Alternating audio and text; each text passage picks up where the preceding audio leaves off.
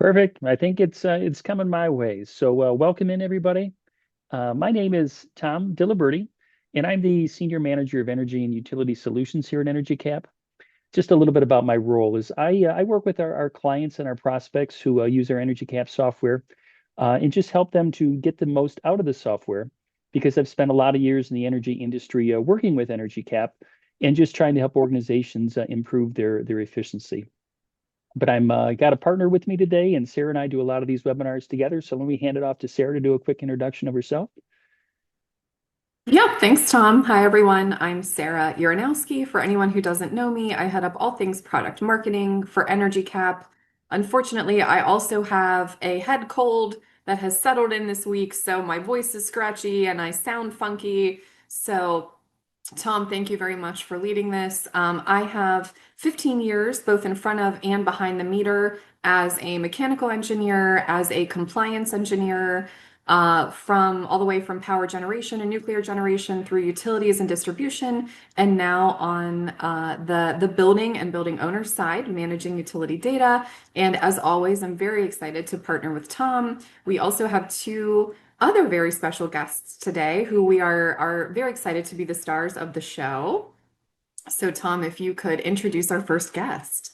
Yeah, you know what, Sarah, what I want to do is I want to kind of set the context and hand it off to our guests. So, what for those joining us today for the first time or haven't been part of previous webinars, Sarah and I and our team here at EnergyCap did a state of utilities survey a couple months ago. We tried to collect some data from both customers and non-customers of EnergyCap to learn about their perceptions of the industry, their concerns, their confidence levels.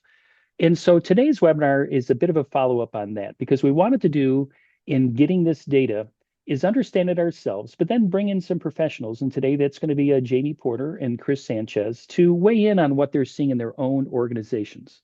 So just setting the table a little bit here and just a little bit more about this survey we did. So we, again, conducted this survey. More than 200 participants participated. And you can see the graph and the chart here over to the right-hand side. We did this across industries. So we had a lot of participation from government and retail and down the list there, including healthcare, because today's webinar is focused on healthcare. And we also had various different levels within the organization participate, from the C-suite level to managers and individual contributors. We really wanted to get a good breadth of information from what's really happening out there in industry, just across many industries. And so some of the key findings from that, and also I might say is Sarah and I focused on this exact topic for two entire webinars over the last couple months. And so, Matt, again, if you wouldn't mind dropping those links into the chat for anybody who might want to go visit that our website and watch those webinars just to get more of the data. But again, to set the stage for today's conversation, I wanted to talk about the 10 key findings that came out of that. Number one on the list, you might guess, is that 76% of the people, so a lot of people are just seeing rising utility costs. It's on everybody's mind, right? It's in the news, it's all over the place. So year over year, everybody's seeing increases, and actually 1 in 5 are seeing increases in excess of 10%. So again, this doesn't come as a surprise, but what it is, it's motivating to people to want to understand their data and want to understand strategies and ideas for trying to control their costs.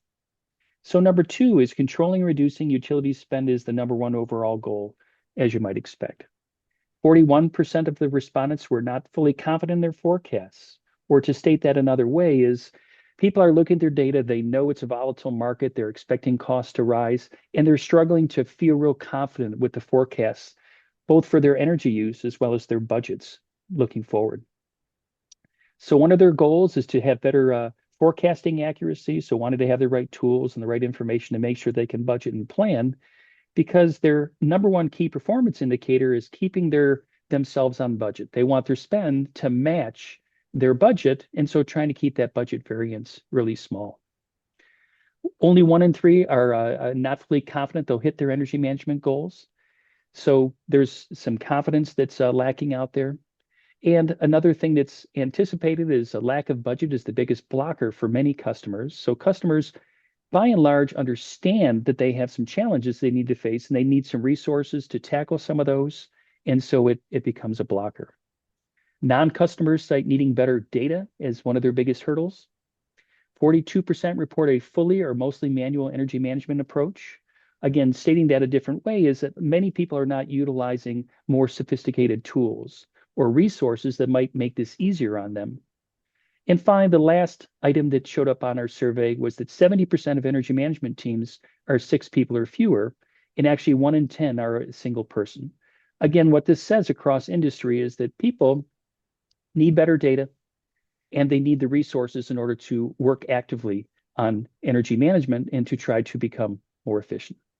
So with that again as a backdrop for us understanding that that's what the industry is saying, we invited in a couple people, Jamie Porter and Chris Sanchez today from healthcare to give us their perspective on what they're seeing at their own institutions. So let me take a second to give them the opportunity to introduce themselves. And let's, Chris, start with you. If you could please give us a little background about yourself and your organization and help us get to know you a little bit. Thanks, Tom. Great to be here. Thank you for the opportunity to speak with this group. I think Jamie and I have had a lot of really interesting experiences that will speak very well to some of the findings that you all have put together in your State of Utilities report.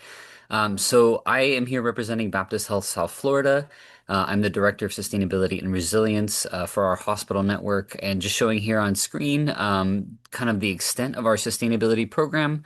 I'm supported directly by our AVP of Non-Clinical Contracts and Sourcing, and we actually have Matt Arsenault, who's our Chief Financial Officer, is the executive sponsor for our sustainability program. So we have a great sort of vertical structure to support our program throughout the organization. But I think it's really important to point out, even though our sustainability team is relatively small, we, sort of thrive through collaboration. And so we work very, very closely with all of the departments and more that you see here. As you might imagine, especially for today's conversation, our collaboration with facilities and construction teams is essential. We do a lot of very close work with them around our energy data, our energy metrics, but really it's across the entire organization. And just to give you a sense of who Baptist Health is, there are several different Baptist Health, named health networks out there. We are Baptist Health South Florida. We're located down here in the southeast of the Florida Peninsula. We have a 4 county range for our geography. So we start all the way up in West Palm or in Palm Beach County, and then down through Broward, Miami-Dade, and Monroe counties, all the way down to Key West. So quite a bit of territory. We're a 12 hospital IDN at the moment. We do have a new hospital currently under construction in Broward County. And as you can see, quite a large organization from an employment standpoint. I think the number now is close to 30,000 employees, over 4,500 physicians, and 200 plus outpatient facilities and physician practices. And that number continues to grow. So we are expanding, quite a bit all the time, our footprint down here in South Florida. So I'll stop there and hand it back to you, Tom. Wow, thank you, Chris. That's awesome. And let me just pass right over to Jamie. So Jamie Porter, could you please tell us a little bit about yourself and about your organization? Sure, I'm Jamie Porter. My degree is actually in chemical engineering. I found myself into the building space not long after college. I've been with MD Anderson for almost 8 years now, and when I joined, I doubled our energy team. We have since grown to 5 energy members, and we focus on things from managing projects of our new builds, new construction, looking at opportunities for reducing waste on our existing buildings through rebates, projects that could bring rebates or other projects there. We also have a commissioning in-house person and working with EnergyCAP as well. So one of my main things, as well as the submetering. We work across the organization as well, across facilities with a sustainability team. We work with our operations group. We work with our engineers. We work all over. So we have a hand in everything. Who MD Anderson is we are a cancer hospital. We're the #1 cancer hospital via US News from 25 to 26. The new rankings will come out this summer, so hopefully we'll still be somewhere at the top, probably at the top. Our mission is to eliminate cancer, and our vision is to be the premier cancer center, and we are trying to make cancer history. And every dollar we save on utilities gets reinvested back into our patients and into our research. Next slide, please. So we are mostly located in the Texas Medical Center in Houston, Texas, which means that we are very hot and humid. So this will be important for our utilities going forward. What you're seeing here is a picture of MD Anderson, and in front is actually our district utility plant. So The medical center actually has district chilled water and steam that is serving the whole medical center. And that makes our utilities a little bit unique in that our biggest management is around chilled water and our HVAC systems. And so that will matter with everything that we look at is how do we reduce our airflow or reduce our chilled water demand.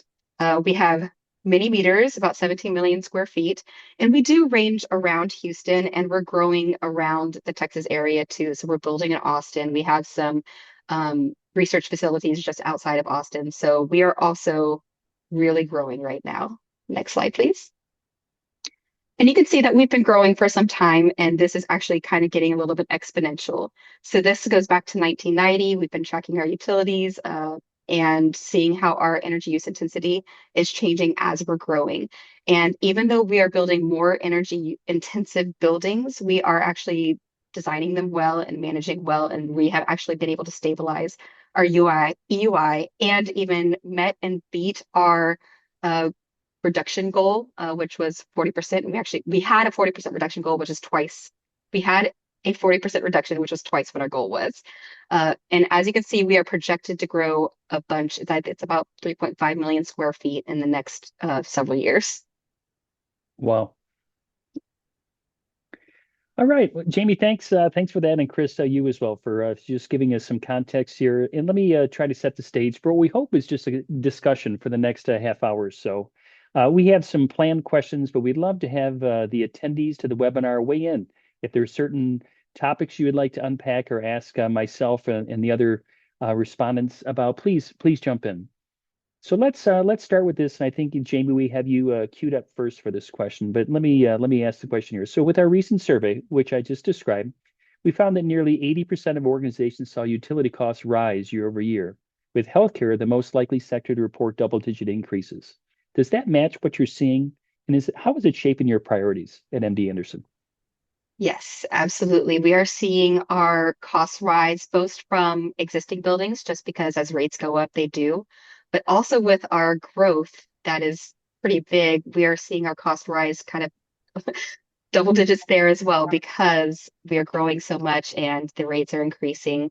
So because of that, we are really focusing on how could we reduce our energy usage related to HVAC. Being hot and humid, and having very intensive spaces, particularly research spaces, which require 100% outside air for safety.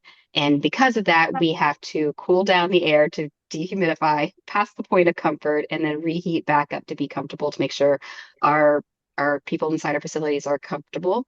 And anywhere we can reduce that impact, we are looking on projects there. And then, of course, when we're looking at our construction, we are also having to reduce we're trying to design to have our most efficient buildings, and not the most efficient buildings today, but the most efficient buildings, for the future that are going to be living for many years going forward. Yeah, very good. And Chris, what about with you and your organization? What are you seeing? Are you seeing the same trends that Jamie's seeing in terms of rate increases? And help us understand better your world, please. Yeah, thanks, Thomas. I think absolutely the question, the short answer is yes, we're seeing very similar trends, and also reporting here from a very hot and humid place, just like Right. Houston, Texas. So we definitely have the overall environmental, climate story of things getting hotter and at a very basic level, it takes more energy to cool buildings and deliver care under those conditions. But I think similar to Jamie, the two big drivers that we're seeing is rate changes and use increase. And so on the rate change front, if I don't know if anybody is joining from Florida, but last year the Florida Public Service Commission, which is our sort of utility regulatory body, approved a 21% rate increase that kicked in January of this year, January 2026. So effectively overnight, right, our rates were up 21%, and nobody has any ability, right, to do anything more than respond to that.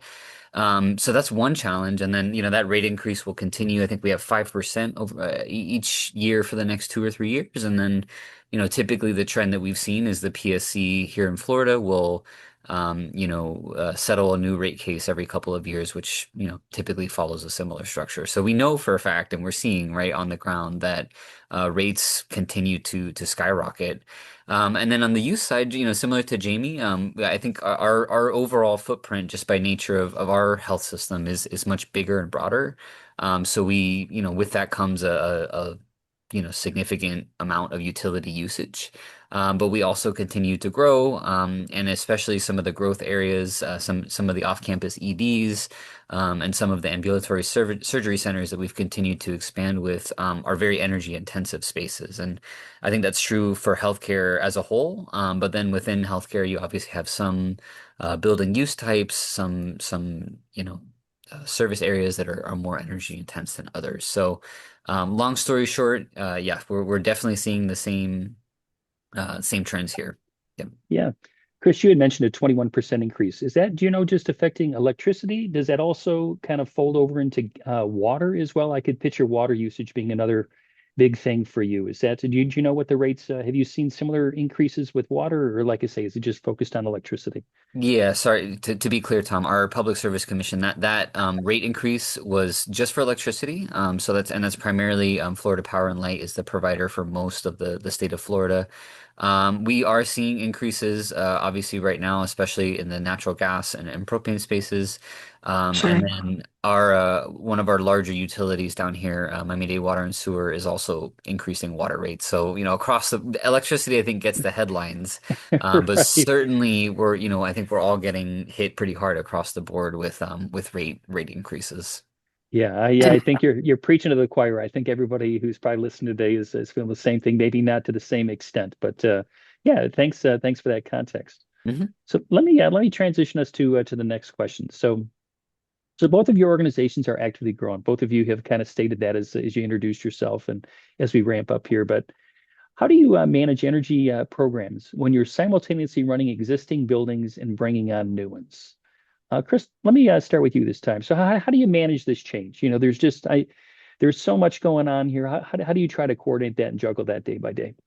Yeah, it's a great question, Tom. I think a lot of our effort, and I guess one important context I should provide, and I didn't mention this when I introduced myself in Baptist, but we've been EnergyCAP customers. I think our contract's been in place for about 2 years, 2.5 years now. But we didn't go live with our EnergyCAP implementation until February of 2025. So we're just about a year and 3 months. Almost to the day into our EnergyCAP implementation operation. And so I think that's really shaped a lot of what you'll probably hear from me about where we are in that journey. So for us, a lot of our work to date with energy management has been focused on existing buildings. And specifically, when we think about our team, similar to Jamie's comments earlier, we're starting fairly small. So, I serve as the director of sustainability. We have a energy manager, a dedicated FTE for energy management that sits within our facilities and construction group. And then we have a couple of folks in accounts payable who help or dedicated, specifically to utility billing. So when we look at that, a lot of what's happened in our last, just over a year, has really been trying to wrap our heads around what data we have in the system now. Now that we've done our initial, setup. And trying to benchmark and baseline all of our existing buildings before we start looking at, how do we more aggressively or more substantially manage newer ones. So we're certainly adding and removing accounts, all the time as we bring new facilities online or decommission old facilities. But a lot of our work really has just been quality data. And it's sort of reckoning with years, if not decades, of pre-energy cap energy management, which was very manual, very labor intensive, and really focused on certain parts of our building portfolio than others, just depending on where those FTVEs have been allocated or which facilities typically use the most energy, which is in most cases our hospitals. So it's definitely a juggling act, and especially as you're getting sort of onboarded to a new way of doing energy management with a tool, like EnergyCAP. And it's sort of this I guess our two biggest priorities, right, are actually doing energy management, looking at data, looking at trends, identifying and resolving billing issues or metering issues, whatever it might be. And we can talk a little bit more about those items specifically. But at the same time, there's sort of this big collaborative project to now that we've created our database, clean it up, look at actually, sort of the quality and quantity of data that we have. So it's sort of that meta analysis of making sure that our data is as clean and accurate as possible to inform sort of the active, more active energy management efforts that we have. Yeah, that's fantastic. And Jamie, if you could contrast, because in our prep call for the webinar today, Chris's organization's more on the front end, and you've described yours as you've had EnergyCAP as a tool for decades, if I'm not mistaken. And so if Yes, you could take us through that, just maybe the length of time, and again, kind of back to the question, how has that affected your management? Just because you've had this data for so many years, and guessing it's a little cleaner maybe than Chris's because you've had a chance to find things and fix things, and so help us understand the strategies and that whole thing, please. absolutely. So we've actually been Energy Cap to customers longer than it's been Energy Cap. Our first bill in the system is actually from September 1998, which is Wow. shocking. That's before I even entered the workforce, surely before I came to Energy Cap, before I came to MD Anderson. So I've been very lucky that we were already in a very advanced place. We had Energy Cap already set up, bills already set up, processes already in place. And once we moved, when I first came, we were still on the desktop version, and we eventually moved to, well, actually, I guess we were already online. But then when we moved to version 7, that was such a big improvement because we got all the dashboards. Chargebacks got so much easier than before. Just want to point out that we were very happy with that upgrade. But we've actually been ahead of the curve when it comes to a lot of the sustainability things in energy management, even in the Texas Medical Center, because we've had groups in place where we were already engaging operations for each different operations, for each building type. So we have administrative buildings, we have research buildings, we have hospitals, and then some that kind of like cross over a little bit between each of those, and warehouses too, to stockpile our items. And we had already been well engaged with them. We have fault detection. We had some in-house built tools that help us kind of watch when things are starting to stray away from what was expected, not only on just, daily or monthly use, but also on looking at building controls. We have fault detection there that email out every morning. And since joining, we've also moved to having some automated fault detection with tools that are online. So with us growing, we've really been focusing more on designing more efficient buildings because once your design is set, you've already kind of hit the low point of where your energy use can be. So making sure that we design for the most energy efficient building possible and then getting that delivered has been really a shift on focus. So we absolutely do not want to forget about our existing buildings. That's why we have many tools set in place that we're going to be relying on, especially Energy Cap as well. But something new that we're doing with this new expansion of growth is that we've started really focusing on our efficient utilities during construction plan. So this is something where we are starting to charge our construction companies for the utilities that they're using during construction.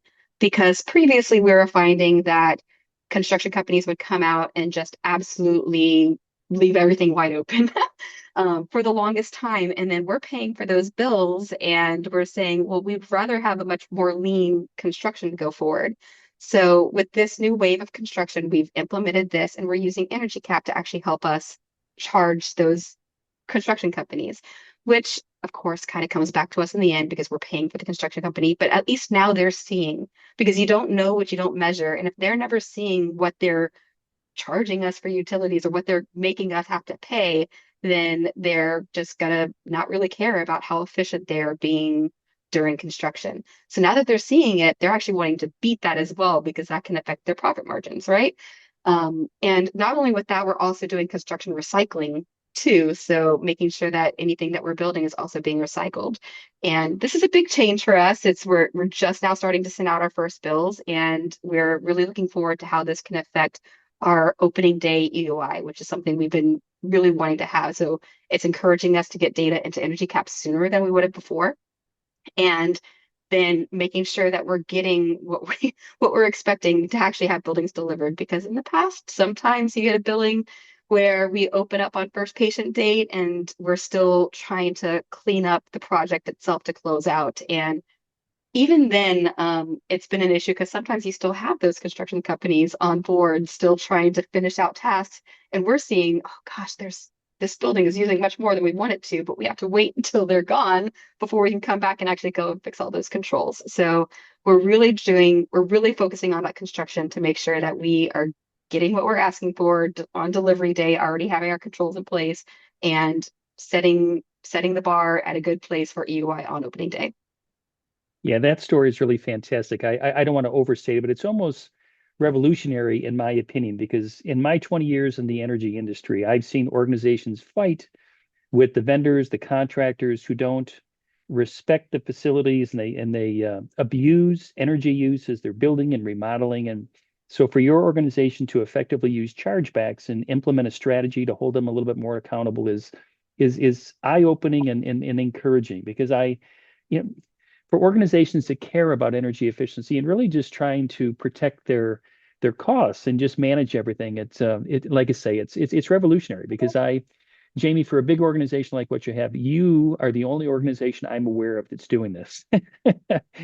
And I applaud you and your organization for for taking the initiative to do that. So that's really fantastic.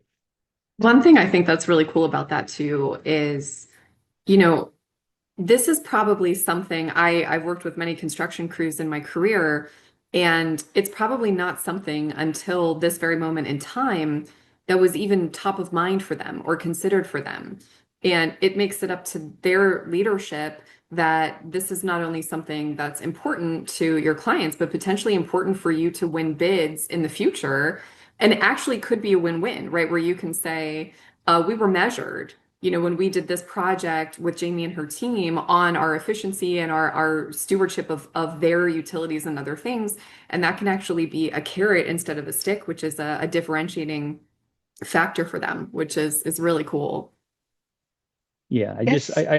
yeah, it's fantastic. Go ahead, Jamie. I'm sorry. Absolutely. And I'll say it is a learning curve, figuring out how to properly measure these, where the readings are coming from, who are they sending them to, and are we getting into EnergyCAP and then doing our chargebacks and sending it back. So it's definitely a learning curve, but we're happy that we're doing this because it's already making the construction company pay attention.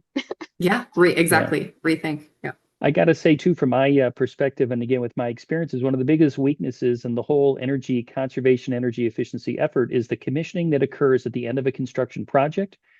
So many times, again, budgets are tight, people are scrambling, there's time constraints. Buildings don't get commissioned to the level that was intended, so they're not running with the same efficiency they should be. And so for you to hold the contractors accountable to that and set a standard for when the building comes online, that it's functioning at a certain level of energy use intensity, again, is just fantastic. So again, I applaud you and your team. That really is really good stuff. Absolutely. And I'd be remiss to say that I actually haven't mentioned this yet, is one of our, as our team has expanded, we actually have someone dedicated to creating our in-house commissioning plan, to make sure that we have a commissioning plan and set ahead of time that we've both agreed to, the contractors. And this is also something that's totally new for us, but we're very excited about what the results that we're going to get with this. Again, that's great. If there are attendees on the webinar today that have attended some of my previous webinars, they probably heard this as a broken record, where I'm so passionate about that commissioning and recommissioning process, just because I've seen it so broken in so many different places, and the financial consequences of just not having good procedures in place. So again, it sounds like you guys are way above the average and just setting the standard. And so that's just fantastic. So great conversation. Let me transition us into a little bit more about ROI. And so, Chris, I think we've got you queued up for this question first, but how do you justify the investment in your energy program, whether it's for tools, staff, or projects? And what does ROI look like in your context? So if you could talk us through at Baptist Health, what does ROI play a role? Yeah, thanks, Tom. ROI is, I'm sure, something that we all, sustainability or energy manager or construction managers, right, are constantly tasked with addressing.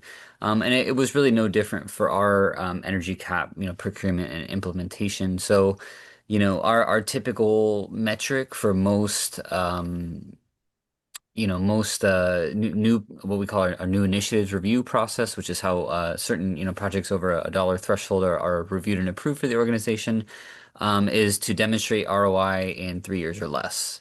And so we knew we had a very strong suspicion when we started the bidding process to get a utility management platform when we decided to move forward with EnergyCAP, that there were likely lots of low-hanging fruit in our utility bills that would allow us to, very quickly meet that ROI expectation. And then obviously, there's the deeper work and the deeper analysis that can continue to sustain the ROI over time. So for us, we kind of had a couple of key categories of savings that we were targeting as we went through the onboarding process. So the first was tax issues. So I think I neglected to mention earlier, we are a not-for-profit health system. And so, this is, I guess, a very simple example of how the tool's been helpful to us. Because we're not-for-profit tax health system, we should not be getting assessed certain taxes on our utility bills.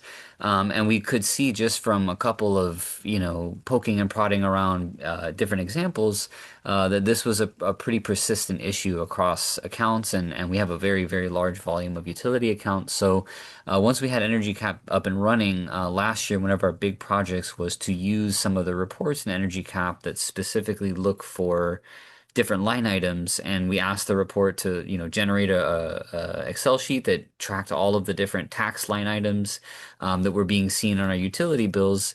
We were able to use that information to successfully not just total the incorrectly assessed taxes and fees on our bills, but then petition the state revenue agency, to the Florida Department of Revenue, to actually get a rebate on some of those taxes that were, incorrectly assessed to us. So, that effort alone got us well on our way to ROI. And then you kind of look at some of the other common things, meter, we've had a lot of examples where meters have been misread by our vendors, and on EnergyCAP that immediately shows up as an abnormal use or cost. So we've been able to go back and, petition to have those meter issues corrected on future bills. So really it's kind of all of the simple scraping, I guess, data analysis and auditing that you can do on bills, that was, more than effective in us being able to meet that ROI expectation. And then going forward, the second part of the question here, tracking savings or recover costs. So I talked about the recovery a little bit, but we've also started to use, apart from billing errors, we've also started to take advantage of the energy management savings features in EnergyCAP. And in certain instances where we've had a capital project, like we recently did a kitchen demand control ventilation project at a few hospitals that automates our kitchen ventilation more efficiently, and actually using the project's feature in EnergyCAP to mark on the relevant meters when that project started, and then identify over a set period what the change was in the billing behavior for that meter that could be attributed to that project. So long story short, it's really again that massive sort of first year audit cleanup effort, right, to identify at scale what these seemingly minor, sometimes not so minor, but in some cases seemingly minor issues like some extra tax on your bill, how that really adds up when you're talking about 700-800 utility accounts and meters across your system. Yeah. Chris, So that's Jamie, really cool. Oh, yeah, sorry, Tom. go ahead, Sarah. Finish your thought. I didn't mean to cut you off. I I was just thinking, it's so neat to hear from Jamie about some of the advanced things that you're doing, having been such a long-time customer and, having had such a long-standing program. But Chris, I think what you have really demonstrated is that there is incredible strides and incredible advancement that you have made and your program has made in a really short amount of time, addressing some of those, like you call them low-hanging fruit, but they're persistent issues of you can't measure or I'm sorry, you can't fix what you can't measure. And I think some of those really core things of, okay, what is our data? Is it centralized? What is it telling us? And then also to pitter patter to Tom's heart of setting some cost avoidance and some M&V. And basically what that is setting some baselines and then comparing.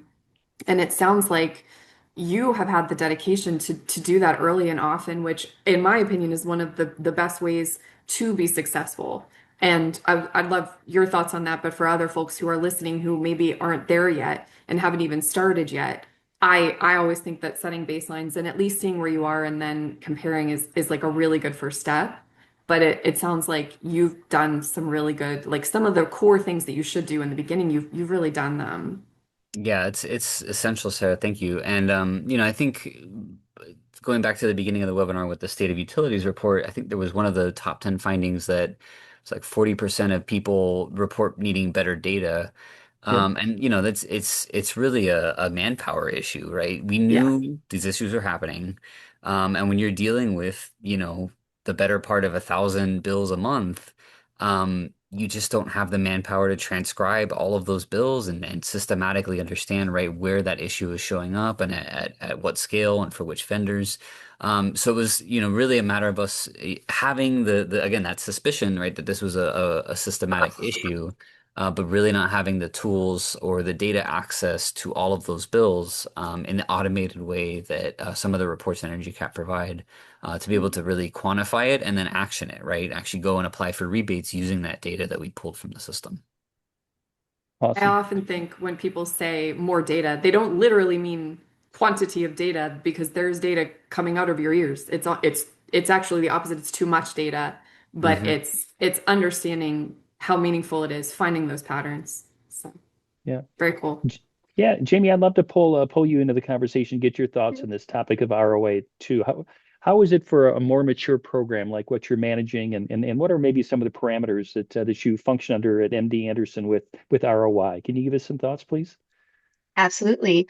We are also a nonprofit organization. We are part of the UT Systems, University of Texas. So we are actually technically a government entity, also healthcare, also higher education as well. So we kind of have a lot of different hats. So same with the tax, we aren't allowed to take any exact tax incentives. So because of that, we also look at 3 to 5 years, closer to the 3 year when it comes to ROA on our projects for existing buildings, which is it was just hard to make now after this point because we've already done a lot of setback projects. We've already done a lot of air change projects. So it's harder to find things on those older buildings, but still we find things.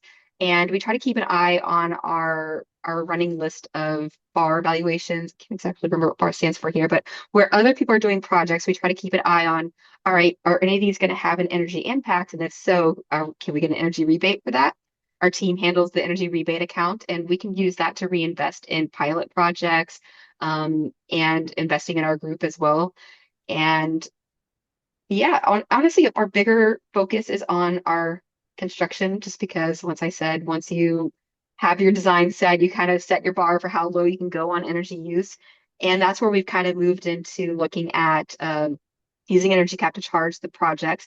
But we're also looking at, well, can we put solar on? Can we achieve a net zero building? Can we have a lead building? And a lot of times we still have to adhere by that 3 to 5 year bar, which seems a little wild when you know these buildings are going to live a lot longer than Right, three to right. five years. But we have really invested in being ready for those next technologies. So our building in Sugarland is going to be net zero ready. We have a garage. I can't remember if we're moving forward with solar or not on that one off the top of my head, but we're at least going to be ready to have solar on top of our garage.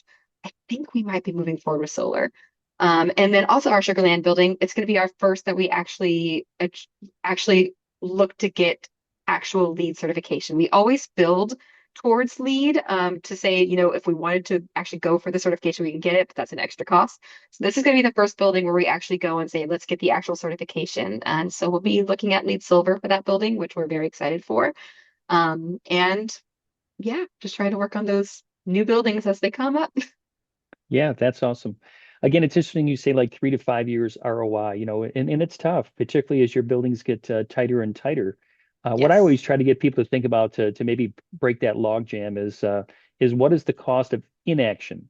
So, if we don't fix it now because it doesn't have a great ROI, it's not going to get any better 3 years from now or 5 years from now. And how much money are we going to spend in utilities between now and then? But it's very difficult because budgets are tight and decisions have to be made. But that's quite honestly the only way I've ever got people to maybe think a little different. Is just again, the cost of inaction is how I frame it. So again, We great. are actually in Yeah. like a very interesting place right now because since we are building so much and a lot of our budget is there, there is at least the thought of, okay, well, we're building over here, so what can we do to reduce our energy use of these other buildings to try to reduce budget here since we're spending over there? So there is at least ears open to that. And especially since we're already sounding out the call that rates are increasing. I failed to Yeah. mention earlier that we're in a deregulated market, so we do have that aspect on us is that we can bid for contracts, and we're actually coming close to the end of a 10-year contract, and we're already sounding the alarms of like, things are changed and that rate's going to change and that's going to make a big difference. So we're using that as a little alarm bell to say, like, let's go ahead and reinvest in our existing buildings as well. Yeah, well, again, I commend you and your organization because they really do seem like they're leading edge, just trying to solve some of these very challenging problems of budgets and look past some of these things, such as constraints of a 3 to 5 year ROI. I mean, it's very if that is the only lens you look through, it really boxes you in. So I think organizations that try to stretch themselves a little bit usually arrive in a better location. So let me switch gears a little bit, and Chris, let me bring this back to you. So just a couple other questions I'd love to unpack here. But what does your tool set look like, and how does EnergyCAP fit alongside other tools? And maybe just for the people listening, give them a little more context. So EnergyCAP is how you're tracking your utility data. But what other things are you using? Are you using simple things like Excel documents? Do you have other software programs that integrate with EnergyCAP, or you use alongside EnergyCAP? What is the full suite so people can see how you and your team have kind of gone about trying to make it better at Baptist Health? Yeah, thanks, Tom. So as far as integrations with EnergyCAP, I think the most important thing for us was to actually use EnergyCAP to help us automate bill payment. So the big integration that we built from the start, and we worked very closely with the EnergyCAP onboarding team to do this, was with our ERP, which is PeopleSoft. So we actually, not only receive bills into EnergyCAP and get access to all of that data and the line item detail in our EnergyCAP database, but we actually have a routine that exports new bills to our ERP for payment. And so we've been able to actually reduce the sort of turnover time from a bill being generated by our utility provider to that payment being issued to them. And we now also have insight into each of the steps in that process. We can see when the bill is processed, if there was any audits, that were flagged, when that flag was resolved, by who, and then when that bill was sent for payment. So it's added a lot of visibility on the front end of the bill intake and payment issuance process, which has been very helpful. And then the other, EnergyCAP for us kind of lives in an ecosystem of energy, data tools. So we, prior to EnergyCAP and still continuing, utilize Energy Star Portfolio Manager for some of our larger sites. The big advantage there is that we now have automated data input to Energy Star from EnergyCAP, whereas before a lot of that data had to be manually transcribed by our energy manager. Bless his heart and all the work that he was doing to do that. That's right. Um, and I know that many of our facilities also use PowerLogic for some, building automation and management features. We don't currently have an integration with that for EnergyCAP, but it's certainly something that we're looking at for the future. And then, the last thing I'll say is, prior to our, EnergyCAP onboarding, a lot of our bill management was very manual, to the point where, we had Excel sheets that we were using to track, and we still do, to track some of our payment processes. And the big thing in our first year, first 2 years of having EnergyCAP is how do we slowly start to wean ourselves off of that and move towards a more fully automated bill management workflow. So we're getting there. I think it's a process to sort of build the confidence and build the workflows to kind of get all of our teams on that automation. Yeah. I wanted to follow up on the second part, but Jamie, let me pull you in first. What about at MD Anderson? What about the tools you use in addition to EnergyCAP? Do you have an assortment of other tools that you use? Absolutely. I think part of us being such longtime customers puts us maybe at a different place because we don't have any real integrations with EnergyCAP. Like we don't do the bill payments from there. We don't have bill capture, but we do use automated uploads for Excel sheets that come for backing bills. But we do have lots of other tools that we use alongside EnergyCAP to help us with our energy management. I mentioned our FDD tool is called Clockworks that integrates with our building automation systems. So we have lots of building automation systems as well. Our original FDD tools were built in-house from exports from those automation systems that then use Excel to reformat and turn into a little dashboard that gets emailed out every day. Clockworks is kind of the next iteration of that, where it's automatically integrated and will tell us if valves are open or you're not meeting set point or pressurization seems off. It calls them out and it'll organize it by it'll prioritize it by comfort, energy costs, and maintenance.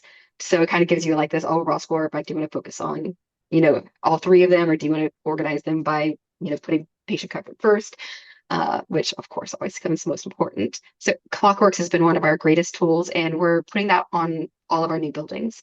We also have PowerLogic. It's not integrated, but we use PowerLogic and we use the data from it, exported, then re-imported into EnergyCAP. And like I mentioned, I think that might be just because we have been EnergyCAP customers so long, it's just not something that we've really ever needed to pursue with integration, just because it's working as is. We also use, I know we have more tools, I'm just like blanking on it, but EnergyCAP is definitely one of our biggest ones. Clockworks, Biden Automation Center Systems, PowerLogic. We also have Foreseer and a couple of Okay, other monitoring tools as well. that's fantastic. And something else, and this is kind of the second question here. Um, what about, do you have line of sight? Do you have an understanding of how many people are logging in EnergyCAP who might have permissions from your different teams, whether it's facilities, finance, sustainability?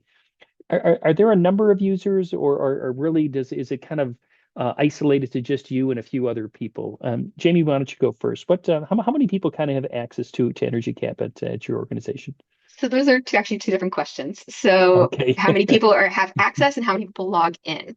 So Okay. we have all of our operations group. We have set up a user profile. I can't remember the word for it, but basically they have one version that they look at. When they log in, they see something different. We have our finance people. They're the ones who normally are facilities finance. They enter in the bills for us, and then I use the outputs. We also have our whole energy team has access. They'll pull information, billing information for rebates, obviously.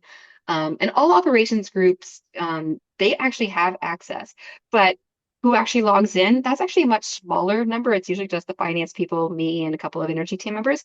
We have really been using dashboards so that people don't actually ever have to log into EnergyCAP. We've fully integrated our EnergyCAP dashboards. We built them out per operations group. So if you're a research building, you have your buildings already filtered. If you're a patient care building, you have them filtered for you, whether offsite or onsite or main campus. It's filtered for them. And because of that, we don't have as much engagement of them logging into the system because we actually integrated it into Teams, our Microsoft Teams platforms. So they just go in, they can look at it there, they can filter it from right in there, and they never actually have to log in, which has been something we have found to be a big improvement in engagement because having someone actually go log in is so much bigger a step than we already have Teams up. You can just go to your dashboard and go look at it and filter. It's been fantastic. Wow. And Chris, what about your overall team? Yeah, thanks, Tom. Again, I think this is kind of part of our onboarding journey. When we first launched in February last year, we had a very small group of users, and that was really just focused on, sort of our project leads from accounts payable, from facilities and energy management, and myself with sustainability. But once we sort of stabilized our database, we felt comfortable with the data quality. I actually helped to train and onboard users for sort of two different user groups. One is our hospital facilities directors who have access and are able to go in and similar to Jamie, right? Utilize those filters to make sure they're just seeing the information for their particular site or campus. And then we've also rolled out access to all of our outpatient property managers, so the non-hospital sites. So we've grown, who accesses EnergyCAP over time. And I think, one of the key benefits for us has really just been sort of the team building and the conversation that's happened through that process. These are folks that obviously are, managing their facilities and their properties and probably very, familiar with the process of retrieving utility data. But prior to EnergyCAP, prior to, us creating dashboards, again, very manual, very labor intensive process where you're just, auditing individual bills that you're looking at, the image of the bill. And by doing this, right, we've made it much easier with some automated, flags and audits and reports to triage, right? What are the most important issues I need to look at? What's happening in my facility? Is there any abnormal use or cost that I need to kick up the chain? And creating kind of a more structured, more formal channel for communication around utility issues. Whereas before that was very, disparate. We've had, a lot more collaboration between accounts payable, sustainability and facilities and energy management around some of these issues that have come up. Yeah, that's great. Awesome. Well, hey, looking at the clock, we got less than 10 minutes left. I'd love to just pop one last question with the theme essentially being um, just trying to pick your brain, give you maybe some closing thoughts here, just give you a chance for a few minutes, and then maybe leave a few minutes at the end for a question or two. So, with everything you've learned, whether you've been in this for a while, like Jamie or Chris, where this is newer to you, what are maybe some words of wisdom or some things you can share with others that maybe they could garner from you in order to improve their organizations? Jamie, do you want to start maybe first? Sure. So what we've really been trying to focus on is having our new buildings be as efficient as possible, as soon as possible. So that has our engineers, our energy team engineers looking at design and reviewing those and making comments, advocating for more efficient equipment going in from the very start.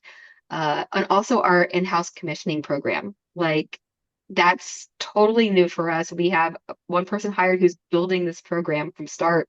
And, jury's still out on if it's going to be an improvement, but just having eyes on it, somebody having dedicated to it, like we're confident that we're going to see fast improvements from our on delivery for our new buildings. Very good. And Chris, what about you? Some closing thoughts? Yeah, I think I'll just kind of pick up on the last thing I was saying about, the value of the sort of team building exercise. I think a lot of times, especially, with big health systems like MD Anderson or ourselves, um, it's easy for utility management to kind of be siloed, right? You have people that are on the front lines managing your facilities. You have accounts payable paying your bills. You maybe have sustainability or energy managers somewhere in the mix in there. And one thing that we've done that's been really effective is we actually have a quarterly utility huddle now. And so we have folks from each of these departments that are getting together. Obviously, we can each bring, our own particular issues, but now we use EnergyCAP kind of as a central and the bill management, workflow around that as sort of our central way of, putting our heads together and figuring out, what are the biggest issues that we're dealing with right now in our bills. And how do we kind of work together and how does each department do its part to resolve them? As I mentioned earlier with that tax issue, right, it really required all of us to identify the data, put together a report, get it approved by legal, and then start submitting some of these rebate proposals to the Department of Revenue to get it all figured out. And so that really the kind of cultural piece of it, right? Building the team, building the workflow, building the communications channels. I think is almost as, or if not more important, right, than the data. The data is great. We need it. It's essential. But how you act on it and who, right, is able to see it and act on it, I think is, really, really critical. Very powerful. Great story, Chris. And thank you, Jamie, too, for your stories. Sarah, I wanted to pull you in here to see if either you had a question or if there's any questions in the chat or anything like that, just as we begin to wrap up.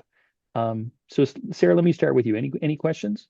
Yep, so let's take a look at the chat to see if there are questions in the Q&A, which there are not. We did have some comments, particularly related to public dashboards and using your dashboards both internally and externally to communicate progress.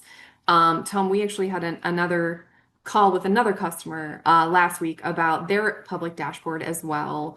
So, some interest and curiosity about that. But, I would say maybe in general, we've talked a lot about communicating amongst internal stakeholders. And what are you excited about, or what advice would you give about communicating either with patients or regulatory authorities, or also just communities and sort of external folks who are also invested in what you're doing? And Chris, maybe start with Yeah, you and then yeah, Jamie. I'll jump in first. I mean, I think it's kind of a, and we see this, I think, a lot in sustainability. It's a science communication challenge, right? Like, we're all on this call probably very comfortable with kilowatt hours and, kgals and all of those things.